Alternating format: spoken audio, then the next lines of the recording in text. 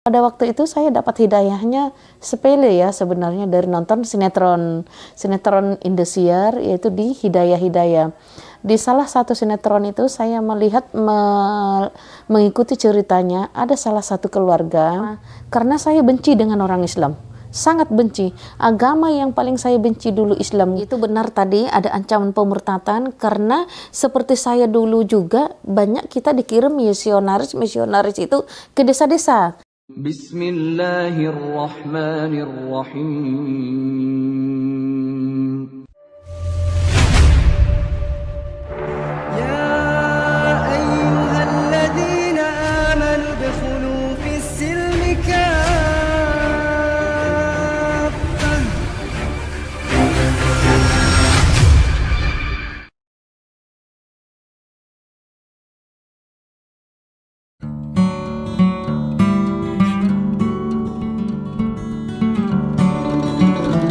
Assalamualaikum warahmatullahi wabarakatuh.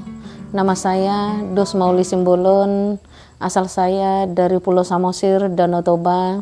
Awalnya saya dari agama Katolik. Kita lahirnya di Katolik dan keluarga besar saya juga semuanya dari Katolik. Terus umur 21 tahun saya menikah, sesama satu suku saya juga Kristen. Jadi ajaran dua-duanya saya paham dari Katolik dan Kristen. Waktu masih SMP pun saya sudah ngajar Asmika, anak-anak sekolah minggu Katolik. SMA saya menjadi ketua muda-mudi Katolik. Di Kristen terakhir kemarin saya menjadi ketua penginjilan. Dan saat ini saya ada berdomisili di Jogja, Turi, Sleman. Mungkin begitu. Kami dari tim Ngaji Cerdas ingin mengetahui kenapa Bu Uli itu tertarik masuk Islam. Sebenarnya kalau didengar orang mungkin bisa lucu atau ketawa ya atau bagaimana, tapi itulah hidayah itu kita tidak tahu datangnya kapan saja. Hidayah itu datangnya dari Allah. Awalnya saya bukannya berpikir, tetapi dari dulu saya nggak ada teman orang Muslim satupun. Karena apa? Karena saya benci dengan orang Islam. Sangat benci. Agama yang paling saya benci dulu Islam. Jadi setiap ada orang lewat, saya lihat pakai kerudung, lewat setan. Selalu saya berkata begitu. Kenapa? Karena saya nggak suka dengan orang Muslim. Saya nggak suka. Kenapa? Nggak tahu kenapa. Pokoknya di hati saya itu saya nggak suka sama orang Islam itu. Pokoknya Islam itu jahat. Itu yang selalu dalam pikiran saya. Nah, pada waktu itu saya dapat hidayahnya sepele ya sebenarnya dari nonton sinetron Indosiar, yaitu di Hidayah-Hidayah. Di salah satu sinetron itu saya melihat mengikuti ceritanya ada salah satu keluarga itu sangat miskin sekali, sangat miskin mereka, tetapi dihina, dicaci, dizolimi, tetapi suami istri saling menguatkan, ngaji, sholat, yakin sama Allah, optimis bahwa kelak suatu saat derajat mereka akan diangkat Allah. Yang penting mereka tidak menyimpan sakit hati. Nah, akhir cerita sinetron itu akhirnya orang yang menzolimi itu mendapatkan balasan sesuai perbuatan mereka, dan yang satu keluarga yang dizolimi itu akhirnya mendapatkan imbalan dari Allah, yaitu akhirnya derajat mereka diangkat. Nah, terus saya langsung sadar dalam diri saya termasuk dari kecil agama, aktif di gereja, menangis di gereja, pokoknya rasaku itu saya sudah mendekatkan diri sama Tuhan Yesus. Nah, tapi kenapa saya tidak mendapatkan ketenangan, kenyamanan, atau seperti itu? Pokoknya rasanya gimana kok saya nggak mendapatkan seperti itu, seperti yang mereka yang dizolim itu. Nah, Tuhan aku selama ini kemana? Itu yang ada dalam hati saya itu selama setahun setelah saya menonton sinetron itu. Tuhan aku selama ini kemana? Kok aku tidak mendapatkan seperti mereka? Ternyata Tuhannya Islam itu enak. Ternyata Tuhannya Islam itu hanya cuman kita begini. Kita yakin, optimis bahwa Allah tidak tidur. Ternyata cuman itu. Walaupun ada orang yang menyakiti kita, menzolimi kita, kalau kita tidak membalas, kita optimis sama Allah bahwa Allah tidak tidur, orang yang terzolimi insya Allah akan diangkat derajatnya asalkan kita ikhlas. Loh, berarti Tuhannya Islam itu tidak tidur. Jadi selalu itu yang ada dalam hati saya. Alhamdulillah, setahun saya menonton sinetron itu saya Azab ya? iya, jadi iya azab akhirnya. Ya itu akhir sinetron itu pada waktu itu orang yang menzalimi itu jadinya ini mendapatkan balasan sesuai dengan perbuatannya gitu.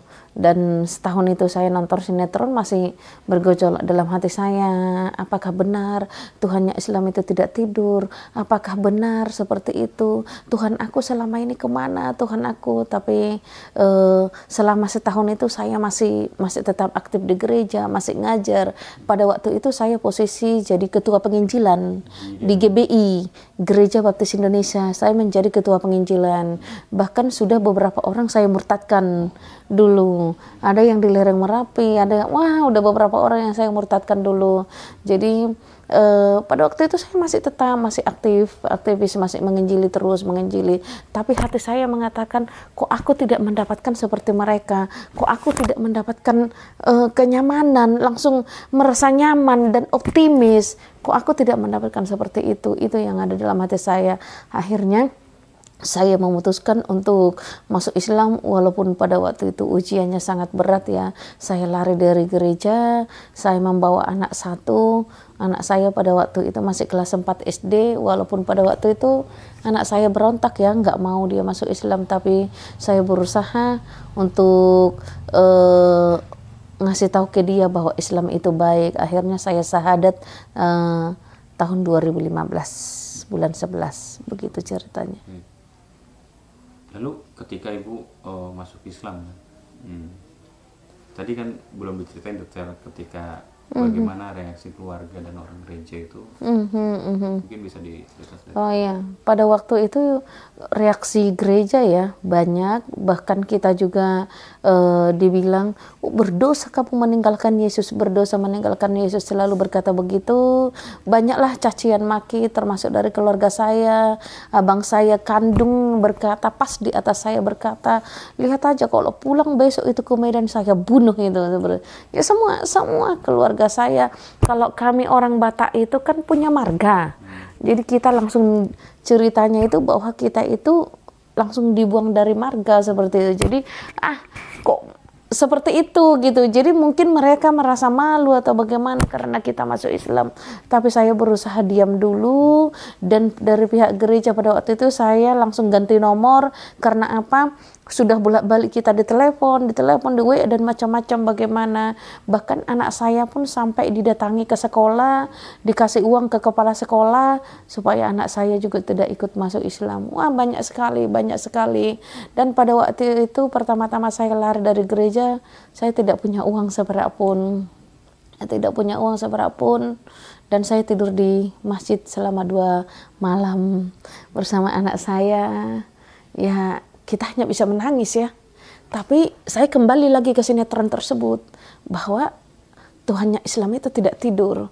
Pokoknya saya sudah optimis, pokoknya saya sudah yakin bahwa Tuhannya Islam itu tidak tidur. Sampai sekarang pun saya selalu berpikir begitu, bahwa Tuhan itu, bahwa Allah itu tidak tidur. Allah itu pasti ada. Allah tahu apa yang saya butuhkan. Nah, itu yang sampai detik ini pun saya selalu berpikir kembali ke sinetron yang awal yang saya tonton, saya dapat hidayah bahwa Allah itu tidak tidur. Allah tidak tidur itu. Jadi bagaimana awalnya saya sama anak saya berdua, kita nangis berdua, kita nggak punya uang, kita lari pada waktu itu dan tidur di masjid selama 2 malam. Sampai orang masjid itu berkata, ibu mau kemana? Saya perjalanan jauh, saya dari Semarang. Saya hanya bilang begitu, saya dari Semarang dan saya mau pergi, saya gituin bersama anak saya. Cuman kita capek dan saya ingin numpang itu. Tapi ya alhamdulillah dengan pertolongannya Allah yang sangat luar biasa, kita kenal satu orang, ada lagi yang mengenalkan saya dengan ibu angkat saya. Akhirnya saya ditampung bersama anak saya, kita berdua. Ya begitulah ceritanya, macam-macam dan nggak terceritakan, yang sangat luar biasa bagaimana awalnya saya bersama anak saya masuk Islam, itu luar biasa.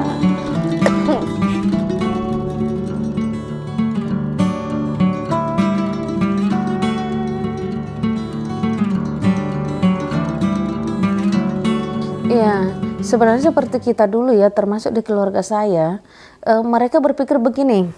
Yang pertama, Islam itu jahat, Islam itu teroris, terus Islam itu memutus silaturahmi dan kita tidak bisa nanti bergabung lagi dengan mereka gitu. Jadi itu yang doktrinnya seperti itu. Tidak usahlah dulu ke yang lain agama, misalnya ke Kristen dan Katoliknya. Di keluarga saya begitu doktrinnya. Jadi mereka berpikir bahwa kita itu tidak akan ada silaturahmi gitu. Mereka berpikir bahwa kita itu dilarang untuk bertemu dengan mereka gitu. Jadi pemikiran mereka Islam itu ajarannya seperti itu gitu. Padahal kita kan di Islam itu selalu diajarkan tidak boleh memutus silaturahmi seperti itu. Nah, mereka berpikir begitu. Terus terorisnya itu yang buat mereka. Jadi mereka berpikir bahwa ajaran Islam itu tidak baik seperti itu. Banyak penjahatnya itu. Jadi sebenarnya kita dari kecil pun sudah didoktrin seperti itu. Begitu. Ilah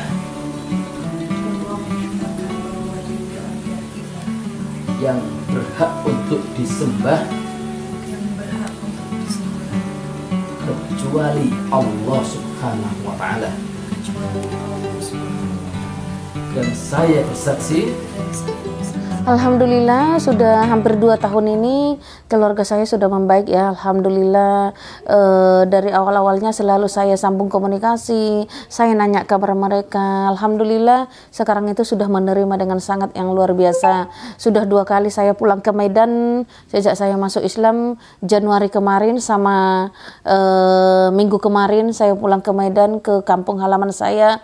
Awal-awalnya kemarin saya di sana waktu Januari, ada juga yang melihat saya itu seperti setan, seperti yang dulu di pikiran saya. Jadi mereka kira bahwa saya itu nggak tahu bahasa kita sendiri. Saya pas lewat itu ya diomongin lah yang enggak dengan bahasa kita. Jadi Januari kemarin itu saya perdana termasuk saya pulang kampung. Inilah Uli saat ini, seperti inilah pakaian saya. Inilah Uli bukan yang dulu lagi, seperti itu. Jadi memang butuh syiar benar-benar kemarin itu kita pulang. Bagaimana kita harus pakai kerudung besar di depan mereka. Di lingkungannya semuanya banyak babi, anjing, semua mayoritas di mana-mana babi dan anjing. Jadi bagaimana kita harus makan bersama dengan mereka. Tapi saya selalu mengajarkan ke mereka bahwa Islam itu baik. Terus yang kedua, selagi kalian tidak menyuguh saya makanan haram, kita boleh makan bersama, asalkan kalian tidak menyuguh saya makan makanan haram. Oh boleh ya begitu ya, buktinya kamu mau makan bersama, enggak apa-apa, toh juga saya tadi yang masak, toh juga kita tadi saya lihat masaknya seperti apa, saya gituin. Akhirnya ya alhamdulillah ternyata Islam itu baik, jadi alhamdulillah seperti kemarin pun saya pulang penerimaan mereka sudah baik gitu, sudah tidak ada gimana-gimana. Tetapi kalau Januari yang lalu saya pulang, masih ada keluarga yang berkata kalau pulang kampung nggak usah pakai kerudung seperti itu. Tapi lama-lama saya kasih tahu mereka, ini sudah pilihan aku, saya sekarang sudah begini, segitu, dan saya tidak boleh lagi dilarang, saya sudah begini. Banyak juga yang berkata, paman saya, semua dibukalah dulu kerudungnya, berkelihatan rambutnya bagaimana, seperti apa, seperti itu.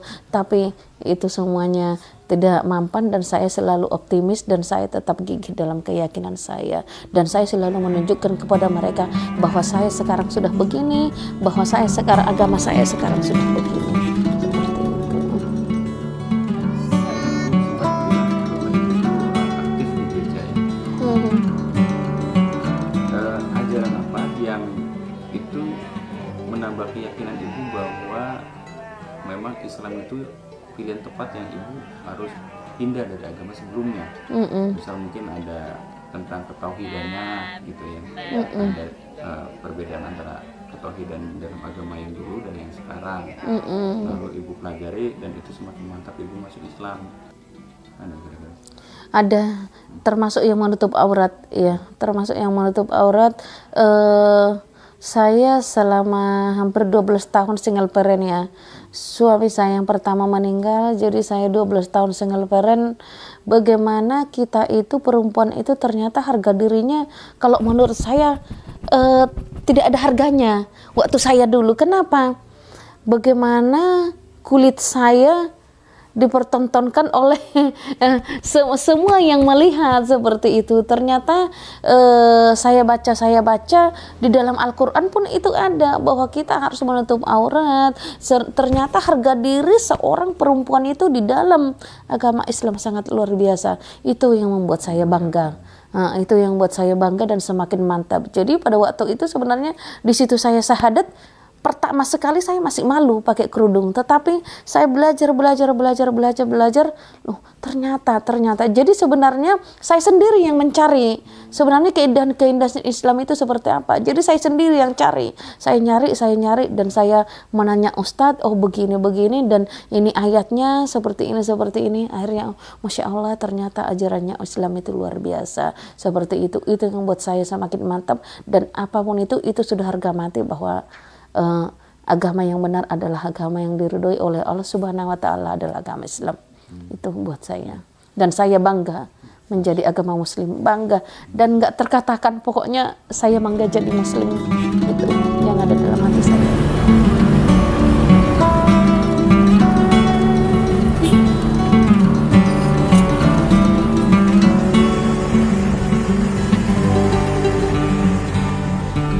Kalau Katolik sama Kristen itu sebenarnya perbedaannya sangat banyak. Kalau Katolik itu hari raya besarnya Paskah. Kalau Kristen itu hari raya besarnya Natal. Dan di Katolik itu biarawatinya tidak menikah. Padahal jelas-jelas dikatakan, ada juga itu di ulangan di dalam Alkitab Perjanjian Lama, bahwa diciptakan si Hawa diambil dari tulang rusuknya si Adam supaya berketurunan. Nah, itu nggak dipakai mereka. Ini yang membuat saya bertanya-tanya juga, kenapa seperti itu. Nah, antara Kristen dengan Katolik itu makanya sering bertolak belakang. Padahal Alkitab sama. Nah, kalau Kristen memakai yang itu. Tuhan kan sudah menciptakan si Hawa diambil dari tulang rusuknya si Adam supaya berketurunan. Nah, itulah yang dipakai oleh Kristen supaya mereka berketurunan. Makanya pendeta mereka menikah. Nah, tapi kalau orang Katolik ini yang banyak bertentangan. Nah, seperti saya pribadi pun baru sadar saya sekarang, kenapa dulu saya bodoh ya. Bodohnya saya begini. Waktu saya dulu di Katolik, setiap perjamuan kudus itu dikasih apa itu ya, kemenyan gitu. Jadi ternyata saya pelajari sekarang akidah itu kan berarti kan kita berbuat syirik. Kan kita tidak boleh yakin kepada apapun selain Allah. Loh, berarti saya dulu bodoh. Jadi itu yang buat saya sekarang, kalau perbedaannya sih antara mereka sangat banyak sekali, sebenarnya sangat banyak sekali. Cuman gimana ya bilangnya, sangat banyak. Itulah perbedaannya yang sangat besar, yang seperti yang saya terangkan tadi. Seperti itu. Di Ngaji Cerdas sudah banyak para narasumber memberikan kesaksiannya, dan banyak juga yang mereka meragukan kesaksian para mu'alaf dengan Ngaji Cerdas. Nah, untuk meyakinkan itu, Ibu dengan apa kira-kira dengan ke para penonton untuk meyakinkan bahwa Ibu itu seorang mu'alaf dan dulu seorang aktivis gereja? Dengan cara apa Ibu meyakinkan kepada mereka? Mulai dari mana saya ceritakan? Boleh, misalkan Ibu aktivis terus nanti mempunyai surat keterangan masuk Islam, atau misalkan doa Bapa Kami mungkin hafal, atau ayat-ayat yang lain kan, begitu. Oh iya, jadi sebenarnya kalau meyakinkan biar Pak dari mana tadi, dari cerdas ya. Itu kalau di Katolik itu ada ajarannya ya, setiap kita berdoa ada bulan Maria namanya, antara bulan 5 dan bulan 10. Jadi setiap kita berdoa di gua Bunda Maria selalu doanya begini, Salam Maria penuh rahmat Tuhan sertamu, terpujilah engkau di antara wanita dan terpujilah buah tubuhmu Yesus. Santa Maria Bunda Allah, doakanlah kami yang berdosa ini sekarang dan waktu kami mati. Amin. Jadi itulah selalu dulu doa kita kalau kita berdoa di patung Bunda Maria. Seperti itu. Nah, berbeda dengan Kristen. Kalau Kristen tidak ada seperti itu, gua Bunda Maria tidak ada. Paling adanya kita di gereja. Di gereja, apalagi saya dulu GBI ya, termasuk gereja Baptis dan gereja Betani itu, jadi kita dulu full musik ya, jadi kita nyanyi, banyak kan dinyanyi, memuji Tuhan itu kita dulu nyanyi, walaupun kita di saat sedih, ya udah kita memuji sambil menangis, berjingkrak-jingkrak, haleluya, dalam nama Yesus, kayak gitu kalau dulu kita ya, kalau di itu perbedaannya. Nah kalau saya dulu di Katolik itu beda lagi ya, seperti itu. Jadi setiap bulan 5, bulan 10 kita selalu nyanyi-nyanyi lagu Maria, karena Maria itu adalah ibunya Yesus. Setiap kita doa Maria itu ya seperti itu doanya. Selain kalau Bapak kami memang sehari-hari ya, Bapak kami yang ada di surga, dimuliakanlah namamu, itu selalu, itu sehari-hari. Nah kalau bulan Maria itu banyakkan kita doanya setiap bulan 5 dan bulan 10. Nah pada ayat yang membuat saya meyakinkan selama saya baru-baru saya masuk Islam, adanya di surat Al-Baqarah ayat 208 yang dikatakan a'udzubillahi minasyaitonirrajim, bismillahirrahmanirrahim, ya ayyuhalladzina amanu dhulu fis silmi kafa wa la tattabi'u khutuwatis syaitani innahu lakum ngadum mubin. Masuklah kamu ke dalam Islam secara keseluruhan dan janganlah kamu ikuti langkah-langkah setan. يا أيها الذين آمنوا ادخلوا في السلم كافة.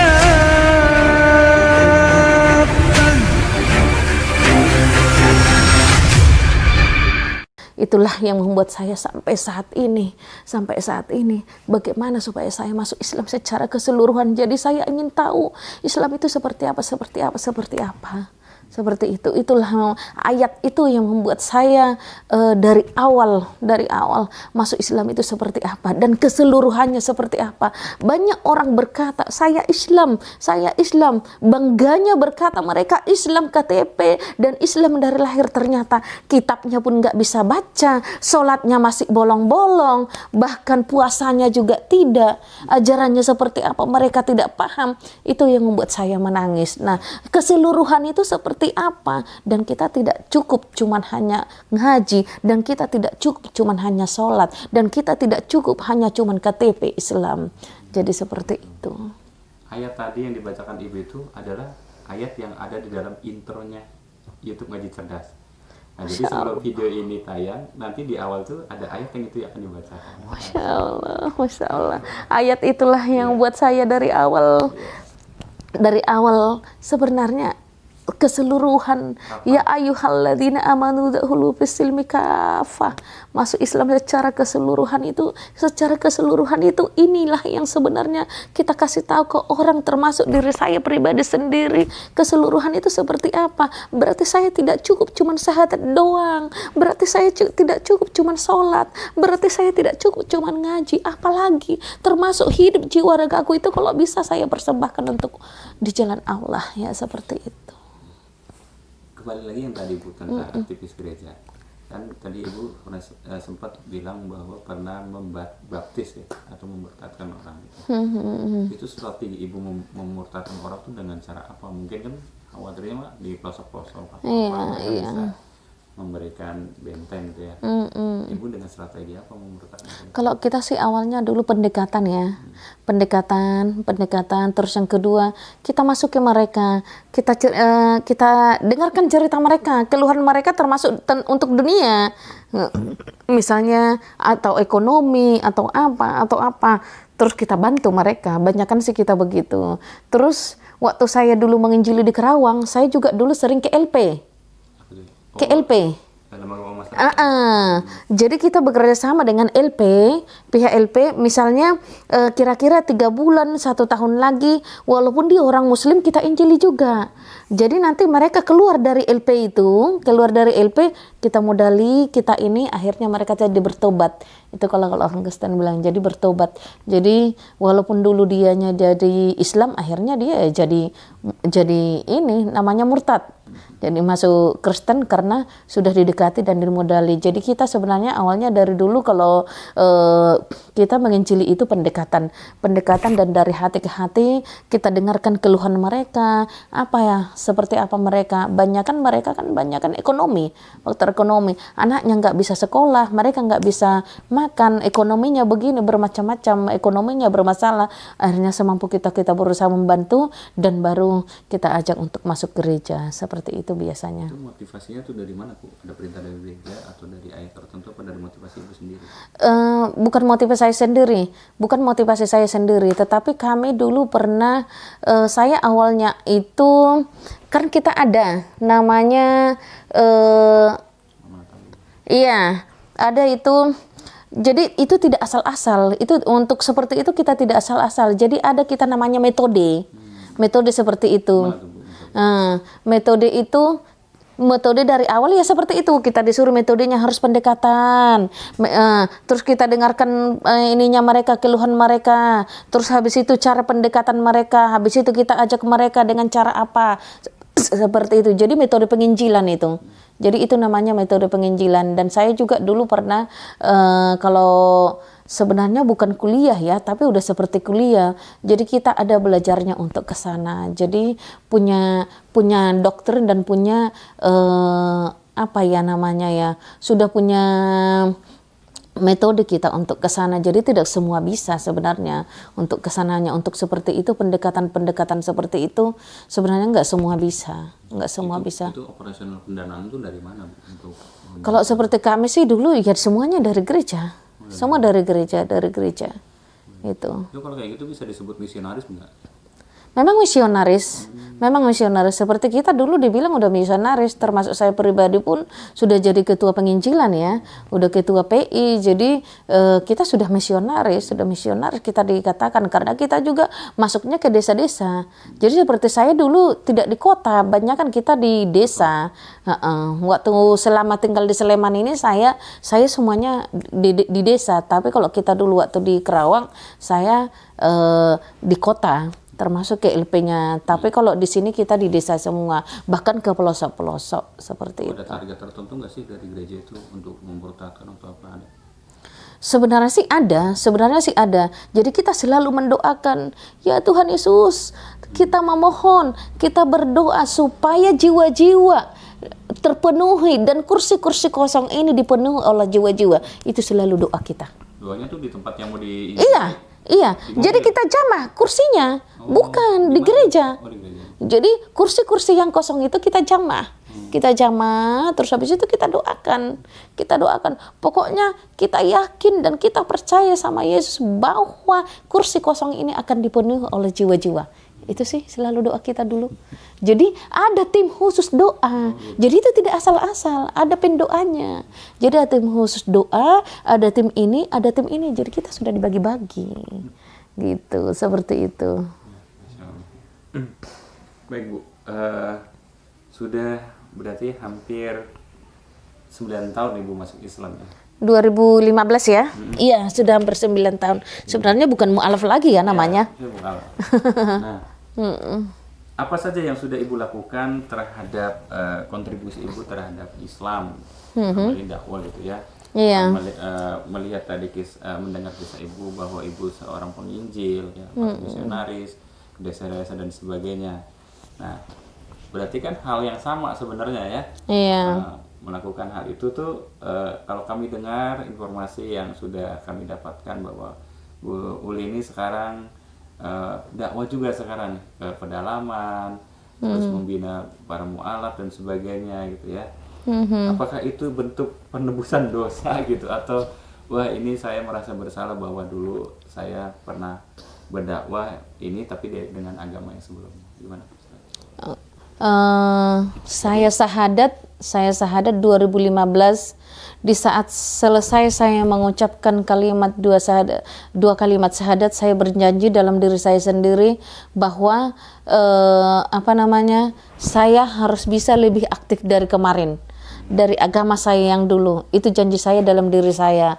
Nah, pada waktu itu Tapi caranya bagaimana? Cuman saya berusaha dulu untuk belajar, tiap hari saya di dalam tas saya itu selalu ada buku-buku tentang sholat, buku-buku doa. Saya berusaha untuk belajar ngaji. Alhamdulillah 3 bulan saya sudah bisa baca Al-Quran. Jadi saya berusaha untuk ngaji. Terus selama setahun itu sebenarnya sih dibilang punya jamaah, bukan punya jamaah, tapi ya sudah punya jamaah.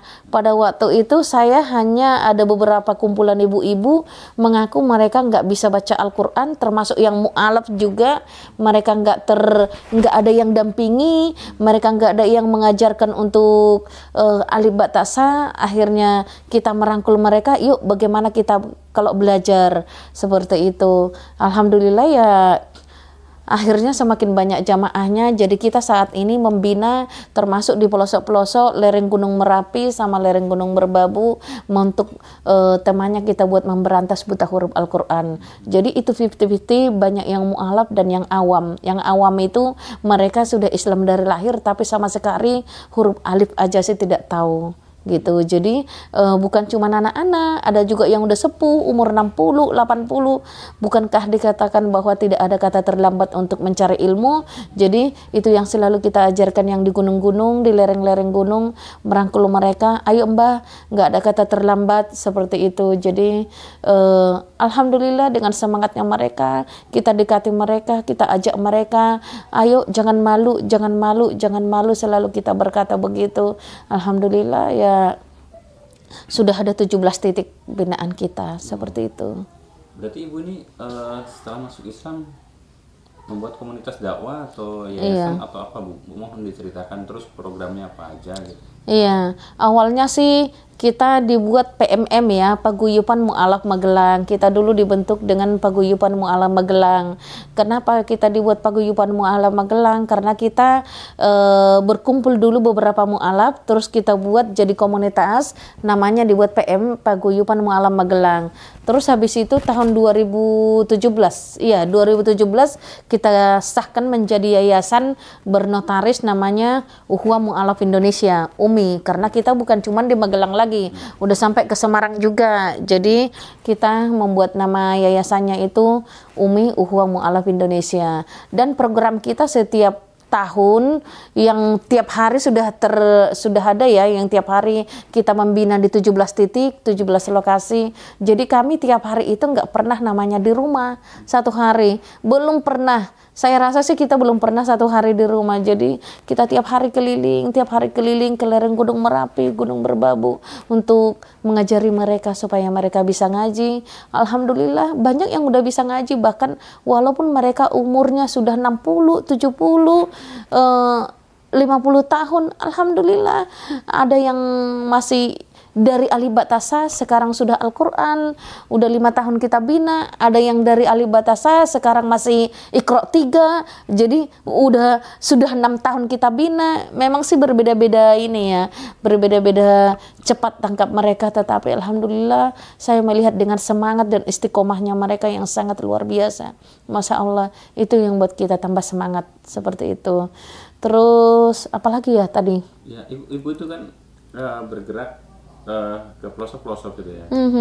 Itu backup dananya dari mana bu?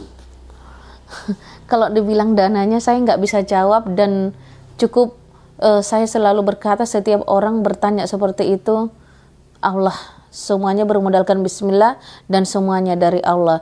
Dan kita kalau dibilang namanya ada proposal, namanya ini, kita nggak ada dana, tetap nggak ada, donatur tetap kita tidak ada. Tapi dari awal seperti saya masuk Islam kemarin, bahwa Allah itu tidak tidur, Tuhannya Islam itu tidak tidur. Jadi itu yang buat saya optimis, bahwa insya Allah setiap orang yang di jalan Allah nggak mungkin akan pasti ada jalan itu selalu. Apalagi kita berjalan di jalan Allah, apalagi kita di dalam dakwah, insya Allah Allah akan memberikan jalan. Alhamdulillah, walaupun kami pernah sampai jam 1 malam dorong mobil karena kehabisan solar, kehabisan oli, wah bermacam-macam kita alami. Saya harus ngangkat air di gunung karena radiatornya kehabisan air, mobilnya begitulah. Tapi alhamdulillah semuanya kita nikmati, kita syukuri. sebenarnya belum seberapa ya, belum seberapa perjuangan kita itu. Tetapi kalau kita lihat dengan semangat-semangatnya nenek-nenek, ibu-ibu yang udah menunggu kita di gunung itu, Masya Allah, mereka ingin bisa ngaji. Mungkin dulu nggak ada yang merangkul, mereka malu dulu, tapi sekarang ya Allah, mereka menunggu kita, sangat menunggu rangkulan kita, seperti itu. Jadi kalau dibilang kita ada donatur tetap, ada dana tetap, sampai sekarang kita belum ada, tetapi kita yakin dan optimis bahwa Allah Maha Kaya. Itu yang buat saya optimis. Terus memang apa motivasi Ibu dakwah ke gunung-gunung, ke pedalaman itu apa? Karena memang ada di sana ada ancaman pemurtadan apa? Saya melihatnya banyakan satu, itu benar tadi ada ancaman pemurtadan, karena seperti saya dulu juga banyak kita dikirim misionaris itu ke desa-desa. Jadi pendekatan misionaris itu sekarang banyakkan ke desa-desa. Kalau kita tidak merangkul saudara-saudari kita yang muslim yang ada di desa-desa, mereka besok bisa jadi murtad. Nah, ada salah satu dusun binaan kita. Dulu mereka mayoritas semuanya muslim. Tetapi tahun 70-an adalah wabah penyakit yang mengobati pendeta. Nah, diobati pendeta, akhirnya mereka semuanya jadi murtad. Sekarang tinggal 13 kakak muslim, Kristennya 180 kakak. Bayangin. Padahal dulu itu banyakan mayoritas muslim. Nah, jadi sekarang kalau kita tidak merangkul mereka, kalau kita tidak mendekati mereka, kalau kita tidak memperhatikan mereka, kalau kita tidak ajarkan mereka akidah, bagaimana akidah mereka kuat? Seperti itu. Jadi sebenarnya orang-orang desa itu butuh rangkulan. Bukan cuma bantuan, tapi mereka butuh rangkulan, butuh diperhatikan kita sesama muslim. Itu yang membuat saya semakin gigih dan semangat untuk dakwah di lereng-lereng gunung Merapi dan di desa-desa. Kenapa? Karena saya melihat orang-orang desa itu sebenarnya butuh rangkulan. Karena mereka awam, banyak sekali awam. Kalau dikasih mereka ini ya oke. Kalau dikasih ini mereka oke. Nah, kalau kita nggak rangkul mereka nggak mengerti tentang akidah. Bahkan kemarin itu ada jamaah kita ya, kakinya sudah patah, kita hanya telat seminggu. Kebetulan kita kan jadwalnya cuma sekali seminggu per lokasi.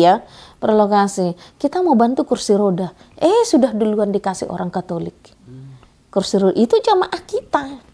Nah, seperti itu. Nah, begitu. Jadi kita kalau nggak kita perhatikan, kalau nggak kita rangkul mereka, bisa besok pada murtad semua. Itu yang buat saya gigih untuk di desa-desa seperti itu.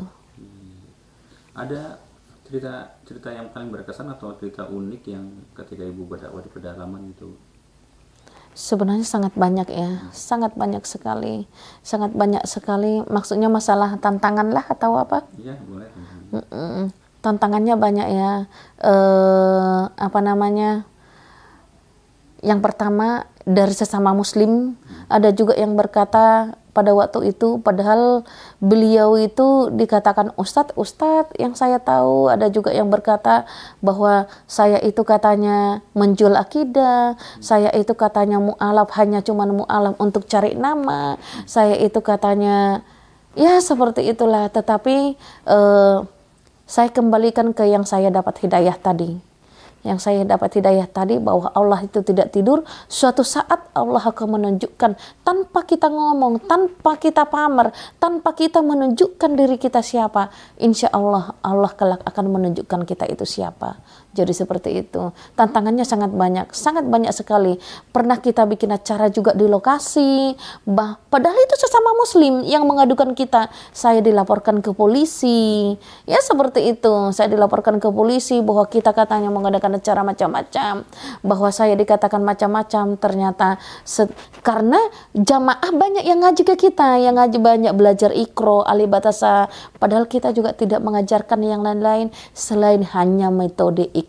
Itu kami tidak pernah mengajarkan yang lain selain bagaimana supaya jamaah itu bisa ngaji, seperti itu.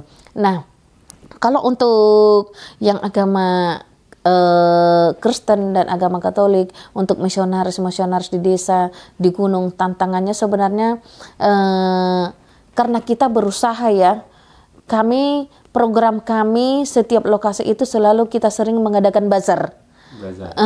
Bazar itu baju-baju pantas pakai. Jadi kita mengumpulkan dari hamba-hamba Allah baju-baju pantas pakai untuk kita adakan bazar di lokasi. Jadi monggo siapapun, bukan cuma orang Muslim. Jadi satu desa, satu dusun itu kita adakan di dusun itu bazar. Orang Muslim dan orang Kristen pun kita ini. Jadi alhamdulillah dengan adanya begitu kita jadinya diterima. Jadi itu bentuk syiar kita juga. Jadi kita tidak membedakan Kristen dan Muslim kalau ada bazar. Yang Kristen pun ikut. Karena apa? Bukannya kita mau ini, tetapi kami bentuk syiar kami di lokasi tersebut supaya kita kalau ngaji di sana tidak ada terhalang atau bagaimana, supaya kita juga tidak ada macam-macam pikiran mereka di sana. Jadi kita diterima di dusun tersebut. Alhamdulillah dari 17 titik ini alhamdulillah kita nyaman dan diterima mereka semuanya, walaupun di dusun tersebut banyak yang beragama Kristen. Bahkan lokasi-lokasi itu ada beberapa lokasi itu cuman 20 kakak Muslim, Katoliknya 185. Ada juga lokasi lain 13 kakak Muslim, Kristennya 180. Jadi banyak yang seperti itu. Tapi alhamdulillah kita diterima di lingkungan tersebut seperti itu. Pernah ada gesekan dengan agama lain, Bu? Gimana? Pernah ada gesekan nggak ketika berdakwah di lapangan itu dengan agama? Enggak sih, tidak ada sih. Selama saya sih tidak ada. Tapi ya dengan begitu cuman ininya begini. Cuman kita itu kalau di lokasi sebagian saat ini kita tidak bisa mengenal, kalau enggak sering ketemu kita tidak kenal, bahwa tidak bisa kita membedakan mana Kristen dengan Islam. Kenapa? Karena mereka juga pakai kerudung. Iya, mereka juga pakai kerudung. Kalau ke ladang, jadi ya kerudung Muslim. Alasannya apa? Kenapa mereka pakai kerudung? Supaya tidak panas. Jadi kalau kita ketemu di pinggir jalan, di pasar, kita nggak mengenal. Kalau bukan jamaah kita sehari-hari, kita nggak kenal bahwa dia itu Islam atau Kristen. Kenapa? Karena mereka juga pakai kerudung. Banyak sekarang di desa-desa begitu. Jadi yang pakai kerudung bukan cuma orang Muslim, orang Kristen pun pakai kerudung. Seperti itu. Jadi begitu.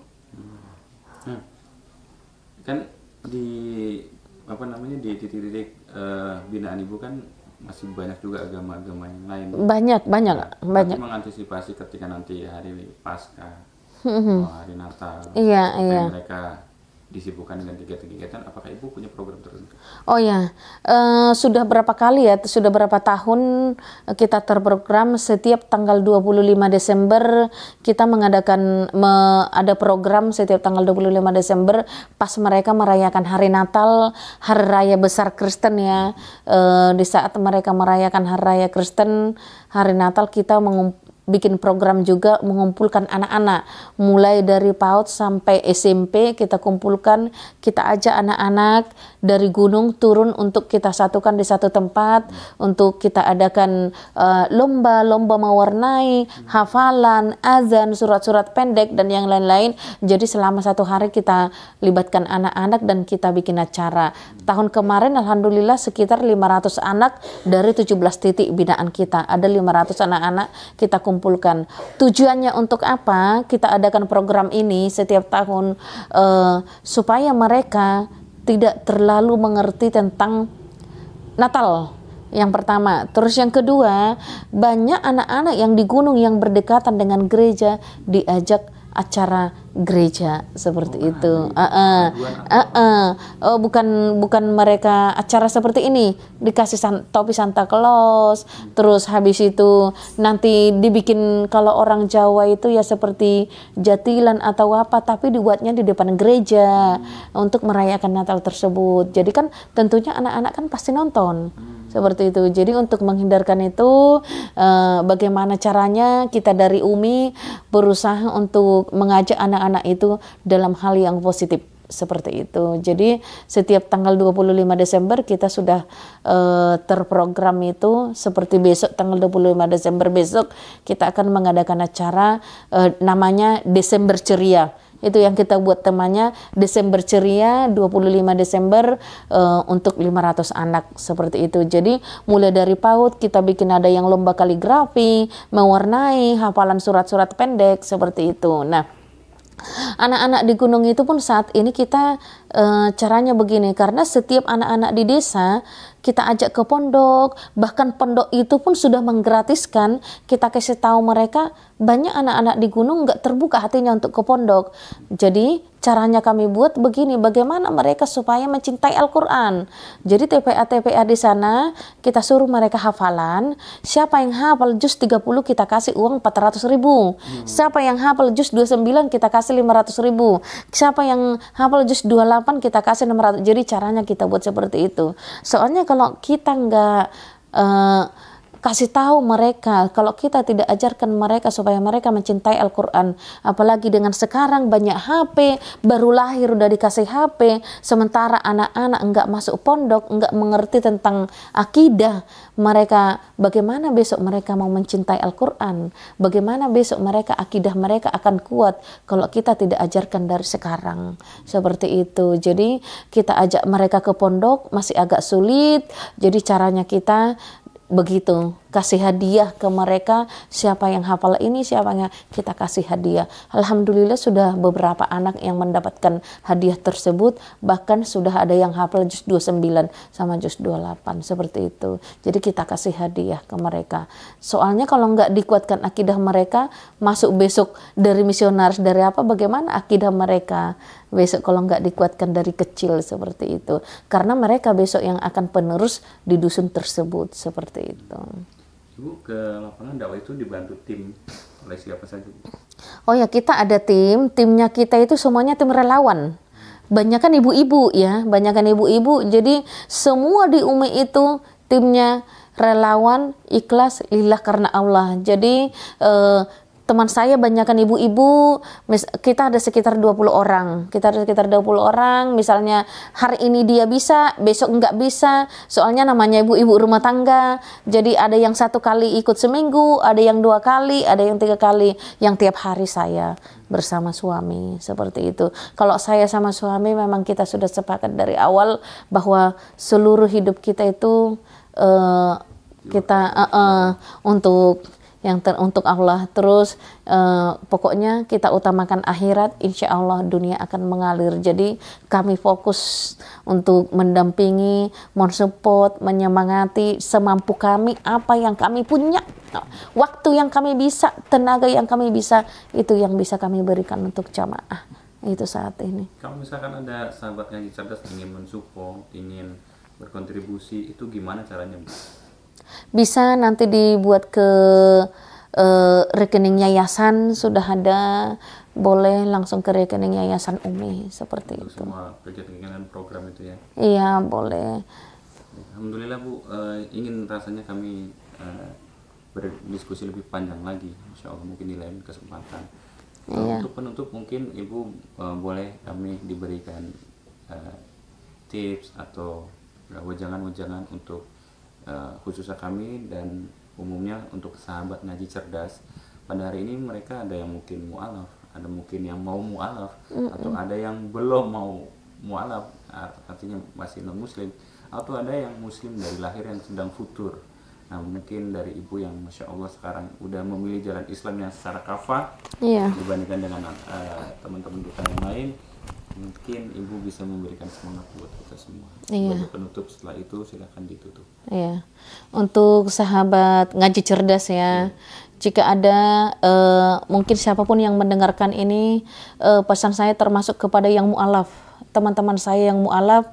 Yang pertama, ini khusus yang mu'alaf dulu, saya ingin berpesan, marilah kita pelajari agama kita yang sekarang, dan kita harus bangga menjadi muslim. Kita harus bangga, tapi tidak cukup cuman bangga, kita harus benar-benar sebenarnya keindahan-keindahan Islam itu seperti apa. Setiap kita semakin kita mendekatkan diri sama Allah, memang semakin banyak ujian. Banyak teman-teman saya yang mu'alaf karena ada ujian selalu berkata begini, saya masuk Islam kok begini, saya masuk Islam kok begini, saya masuk Islam. Tetapi kita harus yakin bahwa Allah itu tidak tidur. Kita harus yakin bahwa Allah itu sayang sama kita. Suatu saat dengan ujian itu semakin iman kita juga dikuatkan. Termasuk saya pribadi pun ujiannya banyak, sangat banyak sekali, sampai berapa tahun cuman kayaknya sih udah 3 tahun ini baru kita merasakan, oh ternyata di balik semua itu ada hikmahnya, di balik semua itu ada hikmahnya. Sangat banyak ujian, fitnah, caci, wah banyak sekali. Kita dizalimi banyak bermacam-macam, dengan ekonomi, dengan yang bermacam-macam. Tetapi kalau saya pribadi selalu saya optimis bahwa Allah itu tidak tidur. Itu pesan saya kepada teman-teman saya yang mu'alaf yang ada di luaran sana, sahabat-sahabat ngaji cerdas. Yuk kita harus istiqomah bahwa ini sudah pilihan kita, keyakinan kita. Jadi mari kita pelajari dan kita harus bangga jadi muslim, dan kita pelajari keindahan-keindahan apa sebenarnya yang ada dalam Islam, seperti itu. Nah, untuk yang masih ragu untuk masuk Islam, bahwa banyak ya di luaran sana juga, wah kalau saya mau masuk Islam bagaimana caranya? Banyak yang seperti itu. Cuman karena nggak tahu caranya seperti apa, pesan saya mungkin bisa lebih mendekatkan diri dengan teman-teman yang sesama muslim atau yang mu'alaf, supaya mereka juga bisa mengasih tahu bagaimana sebenarnya keindahan Islam itu. Terus sedikit tadi kepada teman-teman saya yang mu'alaf, yang sahabat ngaji cerdas yang ada di luaran sana, dimanapun berada, bahwa saya ingin berpesan, ayo kita selalu berteman dengan orang-orang yang tahu agama, supaya kita juga kecipratan. Termasuk seperti saya pribadi pun seperti itu. Kalau kita nanti berteman dengan orang-orang yang hanya cuman cukup sholatnya saja, kita juga nanti akan begitu. Tapi kalau kita berteman dengan orang-orang yang ahli ilmu, yang ahli agama, yang tahu agama, yang tahu syariat-syariat Islam, insya Allah kita juga bisa sambil belajar dengan mereka, dengan seperti itu. Terus apalagi ya, mungkin seperti itu. Bagi yang awam, mungkin ada pesan saya juga. Bagi yang awam, banyak orang saat ini bangga dengan Islam. Saya sudah lahir dari KTP Islam, orang tua saya Islam katanya. Tetapi termasuk jamaah kita ya saat ini banyak yang awam, banyak juga yang awam, mereka mengaku Islam tapi mereka kitabnya saja nggak bisa baca. Nah, ini yang buat saya kadang menangis dalam diri saya sendiri. Ya Allah, padahal kita dulu di Kristen, di Katolik itu kemana-mana kita bawa Alkitab. Kemana-mana kita bawa Alkitab. Selalu di dalam tas kita itu Alkitab. Nah, kalau orang Muslim, gimana? Orang Muslim, Al-Qur'annya aja sampai berdebu di rumah. Kenapa? Karena nggak bisa baca. Itu ya. Tahun 2018 itu, Alhamdulillah, saya umroh. Dan saya nggak tahu siapa yang mau mengumrohkan saya sampai sekarang, alhamdulillah. Nah, saya menangis di depan Ka'bah itu karena kenapa? Satu rombongan saya itu, saya melihat ada 3 orang ibu-ibu di dalam Masjidil Haram, kita bareng-bareng, kita semua sudah pada ngaji, tapi dia nggak bisa ngaji. Itu yang buat saya menangis. Ya Allah, ibu udah jauh-jauh datang ke sini. Saya tangis nih, Bu, apakah ibu Islam dari lahir? Iya. Kenapa ibu nggak belajar ngaji? Itu yang buat saya menangis. Saya peluk dia, Bu, pulang dari sini, yuk, tidak ada kata terlambat. Ibu masih muda, belajar ya Bu. Itu. Jadi rasanya sedih aja rasanya. Mereka mengaku Islam tapi nggak bisa baca kitabnya sendiri. Mereka tahu agamamu apa, Islam, kitabmu apa, Al-Quran, tapi nggak bisa baca. Jadi saya melihat banyak di luar sana yang seperti itu, hanya bangganya dengan Islam, berkata Islam, tetapi kitabnya sendiri saja nggak pernah dibuka. Itu yang buat saya menangis. Jadi bagi sahabat ngaji cerdas yang ada di luar sana, marilah kita menjadi Islam yang kafah, Islam secara keseluruhan. Bagaimana kita dikatakan supaya Islam secara kafah, Islam secara keseluruhan? Berarti kita tidak bisa cuman KTP, kita tidak bisa cuman sholat, cuman ngaji. Harus kita dengan yang lain-lainnya juga, seperti itu. Mungkin itu dari saya. Mohon maaf jika ada perkataan saya yang salah. Semoga dengan apa yang saya berikan tadi bisa memotivasi sahabat-sahabat saya yang ada di luar sana, termasuk dari sahabat ngaji cerdas. Mungkin itu dari saya pribadi. Assalamualaikum warahmatullahi wabarakatuh. Bismillahirrahmanirrahim. Assalamualaikum warahmatullahi wabarakatuh. Ya, kembali lagi ya teman-teman sekalian yang dirahmati oleh Allah Subhanahu wa taala. Bersama dengan saya Hendriko Santoso selaku narasumber di Ngaji Cerdas, mencerdaskan umat. Nah, teman-teman, di sini ada produk bagus nih. Namanya Sultan Parfum. Parfum para perindu surga. Nah, di sini ada 4 macam produk nih. Yang pertama, parfum dengan aroma Raudhah. Parfum dengan aroma Hajar Aswad, parfum dengan aroma kasturi, dan yang keempat adalah parfum aroma 2000 bunga. Nah, kalau teman-teman sekalian sedang umroh, lalu pulang ke tanah air dan rindu dengan suasana di Masjidil Haram maupun di Masjidil Nabawi atau di Mekah dan Madinah, teman-teman bisa beli nih Sultan Parfum dengan aroma-aroma yang menyesuaikan dengan suasana di Mekah ataupun Madinah. Nah, selain teman-teman beli parfum ini, nanti teman-teman dapat bonus gratisannya juga. Apa aja sih teman-teman gratisannya? Nih, yang pertama nanti teman-teman dapat kitab atau buku saku zikir pagi dan petang sesuai dengan sunnah. Nah, yang kedua, teman-teman nanti dapat gratis tasbih nih. Wah, lucu banget ya, imut nih, bisa dibawa kemana-mana. Yang ketiga, nanti teman-teman dapat juga nih kertas untuk bagaimana sih parfum ini digunakan untuk saat suasana apa aja. Di sini udah dijelasnya teman-teman semua. Nah, jadi teman-teman jangan lupa nih dibeli, informasinya ada di sini nih. Nah, dengan teman-teman membeli produk parfum Sultan ini, teman-teman sama saja dengan membantu operasional dakwahnya channel YouTube Ngaji Cerdas. Nah, luar biasa kan? Dengan harga berapa teman-teman sekalian? Cukup dengan 90 ribuan saja, teman-teman sudah bisa dapatkan ini semua nih. Masya Allah ya. Ini semua nih, semua teman-teman bisa dapatkan hanya dengan 90 ribuan rupiah. Teman-teman juga sudah termasuk membantu operasional dakwah, support channel YouTube Ngaji Cerdas. Nah, luar biasa kan? Nah, jadi tunggu apa lagi teman-teman ya? Segera hubungi di sini nih, di link yang tertera di bawah ini ya. Terima kasih ya teman-teman sudah menonton. Assalamualaikum warahmatullahi wabarakatuh.